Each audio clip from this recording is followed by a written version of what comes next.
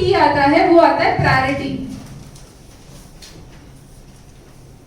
इसको बोलते हैं प्राथमिकता।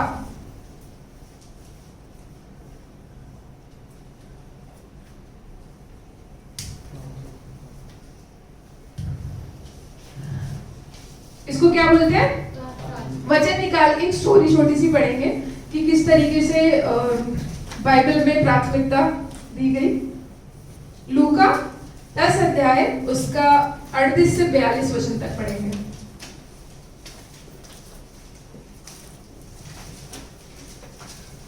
यहाँ पे देखेंगे एक दो स्त्रियों के बारे में। किसने? हाँ पढ़िए। जब वे जा रहे थे तो वह एक गांव में गया और मार्था नामक एक स्त्री ने उसे अपने घर में उतारा। मरियम नामक उसकी एक बहन थी, वह प्रभु के चरणों में बैठकर उसका वचन सुनती थी। परंतु मार्था सेवा करते करते घबरा गई और उसके पास आकर कहने लगी, हे प्रभु, क्या तुझे कुछ भी चिंता नहीं कि मेरी बहन ने मुझे सेवा करने के लिए अकेली ही छोड़ दिया है? इसलिए उससे कहे कि मेरी सहायता करे।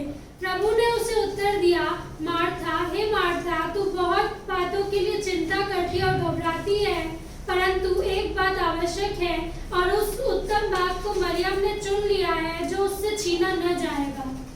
क्या समझ में आता है यहाँ पे? किसने किस चीज को प्राथमिकता दी? मार्था ने किस चीज को प्राथमिकता दी?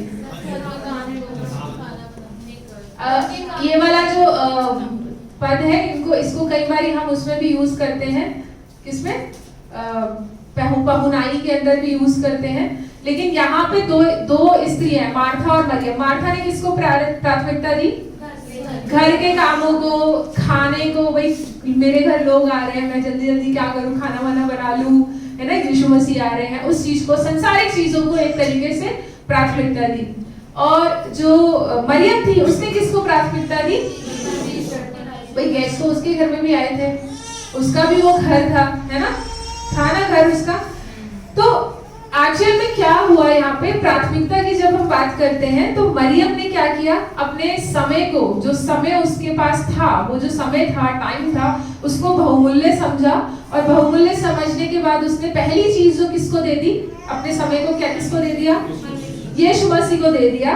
क्योंकि उसको पता था कि ये जो समय है वापस नहीं आएगा। यीशु मसीह मेरे घर में वापस हो सकता नहीं आए, मैं क्या करूंगी?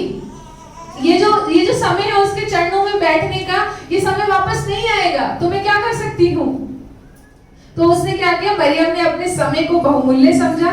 दुनिया की चीजों को उसने छोड़कर किसको प्राथमिकता दी? यीशु मसीह को प्राथमिकता दी।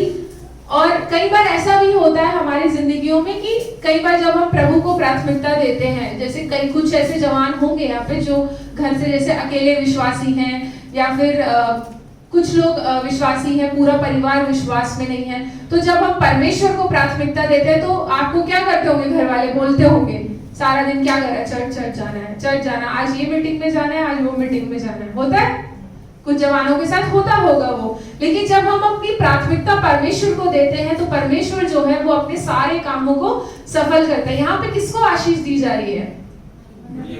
मरियम को। उसने अंत में 42 पद में लिखा है कि उसने मार्था को यीशु मसीह बोला कि उसने क्या किया? अपना उत्तम भाग क्या कर लिया? उत्तम भाग उसने चुन लिया। तो परमेश्वर की आशीष किसके ऊपर रही? जिसने परमेश्वर को प्राथमिकता दी। तो जब हम अब हम बात करते हैं हमारी डेली लाइफ के ऊपर, जैसे मैंने सेशन के स्टार्टिंग में पूछा कि किसका क्या दिन चल रहे हैं, तो सबका लगभग यही था।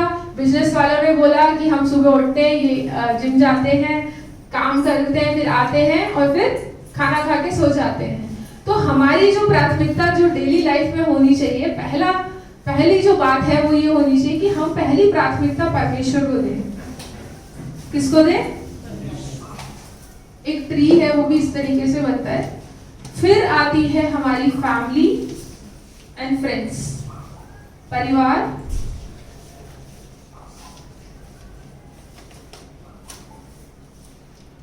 और आपके दोस्त लोग। तीसरी जो आपको प्राथमिकता देनी है वो आ गया आपका काम। चौथी जो आपकी प्राथमिकता होनी चाहिए, अदर्स लिख रही हूं, जिसमें आप सबसे ज्यादा प्राथमिकता देते हैं? मतलब लगभग हम लोग सोशल मीडिया। सुबह उठते ही हमारा सबसे पहला काम क्या होता है? सोशल मीडिया, फिर हम काम पे जाएंगे, फिर घर आके फैमिली और रात में एक बार प्रेयर कर ली। ये होता है अक्सर मतलब मैं सबके लिए नहीं बोल रही हूँ, लेकिन अक्सर कई बार हमसे ये हो जाता है कि हम पहले उठते ही हमारा ये काम होता है, फिर हम अपने काम पे चले जाते हैं, जो भी हम काम करते हैं, पढ़ाई वाले पढ़ाई पे चले जाते हैं, जॉब वाले जॉब पे, बिजनेस वाले बिजनेस पे, फिर घर आके खाना वाना खाएंगे, फैमिली के साथ समय बिताएंगे। अब चलो बिस्तर पे आ गए हैं, चलो परमेश्वर से प्रार्थना कर लेते हैं।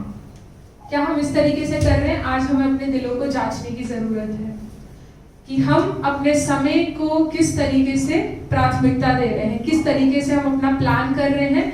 प्लानिंग के बाद हम हमारी प्लानिंग के अंदर हमारी प्राथमिकता किसको है? क्या हमारी प्लानिंग के अंदर हमारी प्राथमिकता परमेश्वर को है या फिर हमारे दूसरे कामों को है?